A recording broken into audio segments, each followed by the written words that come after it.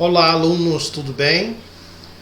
Vamos dar início ao novo assunto, segundo bimestre, começando, e matéria nova, né? Vamos trabalhar a unidade 3, Comércio Internacional e Blocos Econômicos, ok? Comércio Internacional e Blocos Econômicos, do livro de vocês, nosso assunto, ok? Quando nós falamos de comércio internacional, esta dinâmica,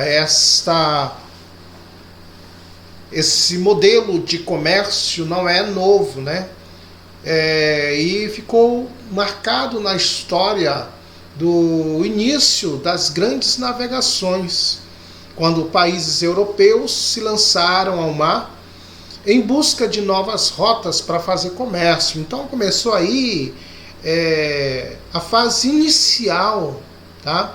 A fase inicial do comércio internacional, né? Onde os países europeus saíam em busca de novas rotas comerciais, ok? Hoje com a evolução tecnológica, né, os modais de transportes empregado nesse comércio internacional, nós vemos que hoje um volume muito vultoso de dinheiro, de capitais, está envolvido nesse comércio internacional.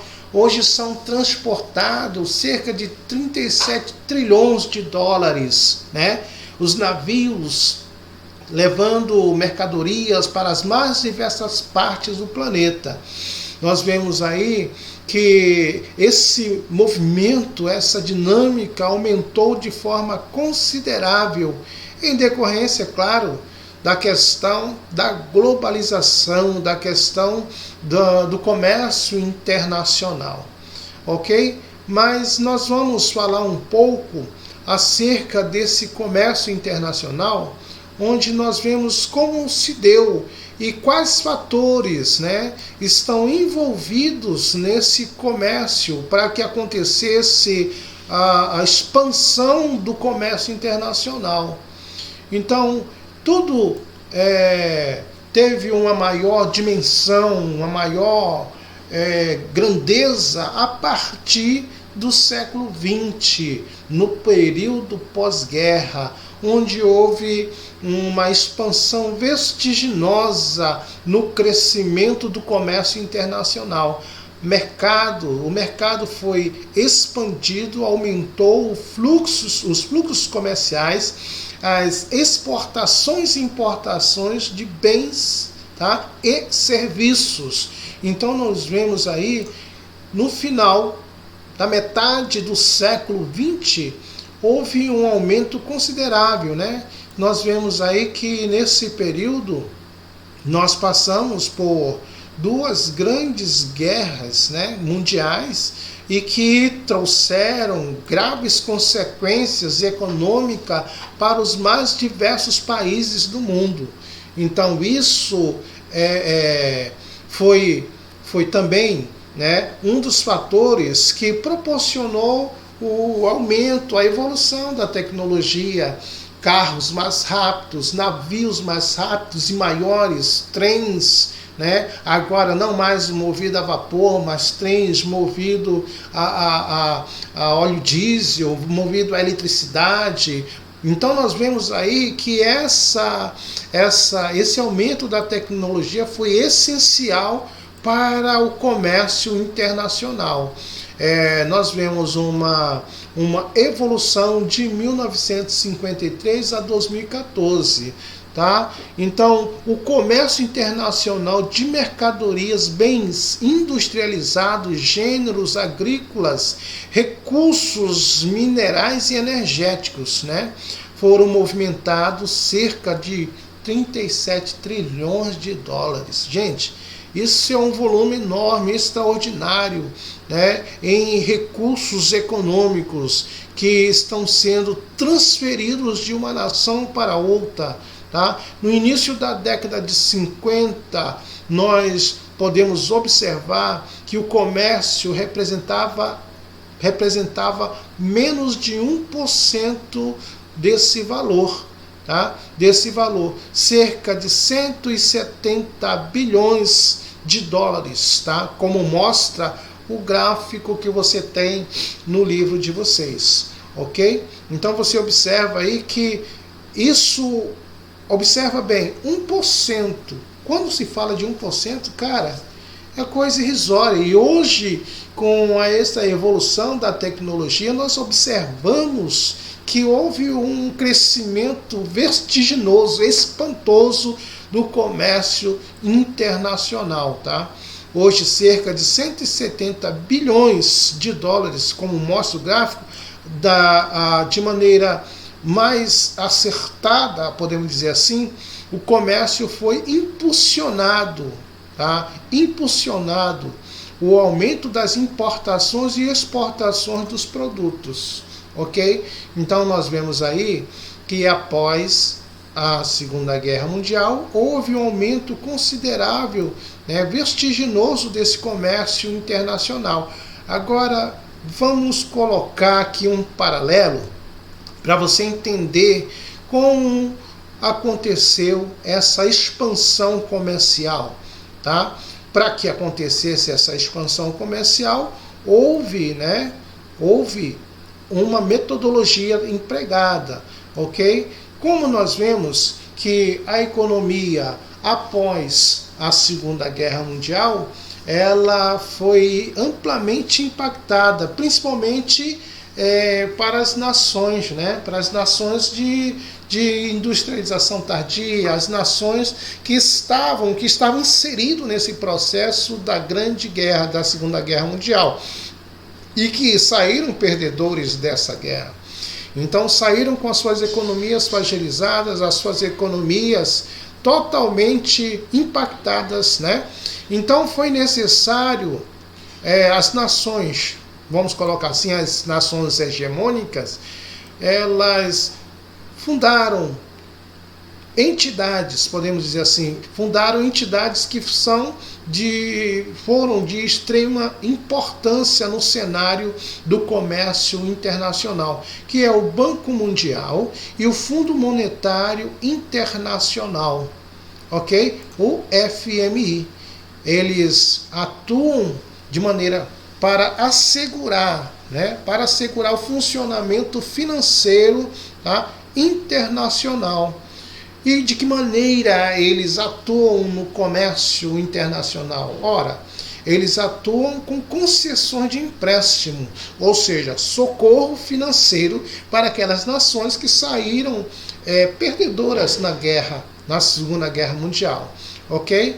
Agora vai aparecer, vamos colocar novamente aqui uma figura de linguagem, vai aparecer um árbitro.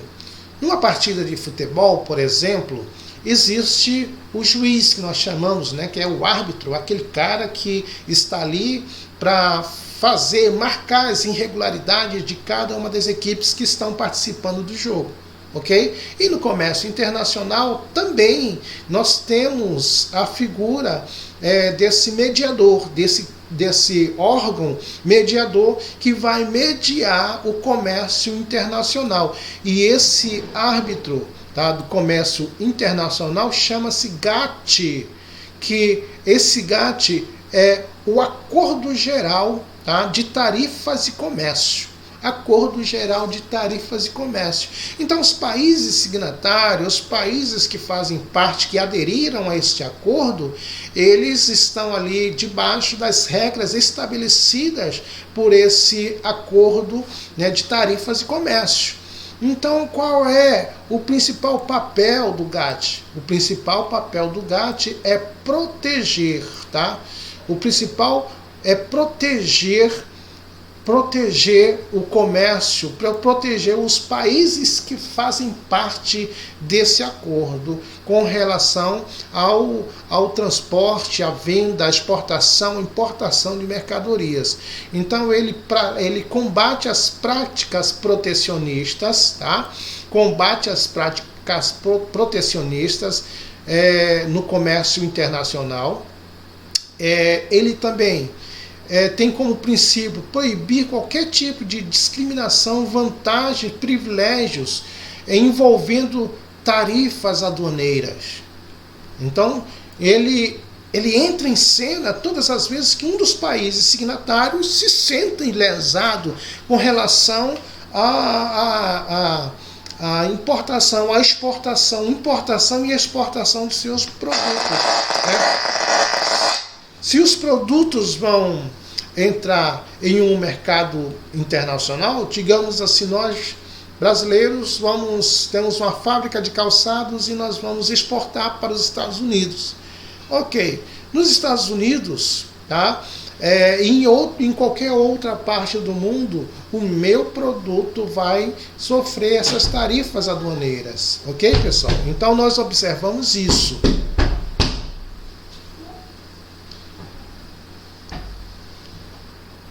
Outro ponto importante do GATT é fazer com que acontecesse redução de barreiras tarifárias. Então, o GATT ele intervém para que aconteça um comércio, de uma certa forma, bem vantajoso para todos os países signatários, ok? Então, o GATT funcionou até 1995, onde deu início ali a OMC, Organização Mundial do Comércio, ok? Então a Organização Mundial do Comércio tem como signatários 161 países membros, ok, pessoal? Então nós temos também um outro fator importante no aumento, na expansão do comércio internacional, é justamente, tá, o aumento ou a ampliação do setor produtivo nos países desenvolvidos e industrializados, ok? Fato este que proporcionou e motivou a expansão, né? Motivou a expansão no mundo por empresas multinacionais. Ora, o que é isso, empresas multinacionais? Empresas que têm sede em um país, né? Tem sede em um país e que abre suas filiais em outros países. Por exemplo, nós temos aí a General Motors, nós temos a Honda, nós temos a Hyundai, nós temos diversas multinacionais que estão instaladas em nosso país, ok? Então, a partir da metade do século XX, as empresas multinacionais começavam agora a estar presente nos países, principalmente aqueles países onde a industrialização ocorreu de uma forma tardia, ok? Os países ricos, os países mais ricos agora, eles começam agora a expandir a sua hegemonia econômica para os países que tiveram a sua industrialização mais tardia. E nós vemos aí que na década de 50 e 60, países como o Brasil, a Argentina, o México, tiveram início, deram os primeiros passos no seu processo de industrialização. Ok, pessoal? E na década de 60, 70, nós temos aí países como a Coreia do Sul, Singapura, Malásia, Taiwan, Hong Kong, ok? Países que começaram a dar seus primeiros passos no processo de industrialização, se recuperando desse período do pós-Segunda Guerra Mundial. 1980, 90, a década de 80, 90, nós temos aí a Índia e a China também entrando no cenário, né? Entrando no cenário aí como desses países tardios. Olha, agora um ponto importante, observa bem que a China, embora tendo o seu processo de industrialização tardia, a China é hoje a segunda nação mais hegemônica em relação ao comércio mundial, ao comércio, à expansão do seu comércio internacional, tá, pessoal? Então, observa aí que o país, a China, está disputando a hegemonia do comércio mundial, da economia mundial com os Estados Unidos, ok? Agora nós vamos ver como acontece a distribuição do comércio mundial, ou seja, os fluxos, né, de onde vem, para onde vai, essas transações comerciais.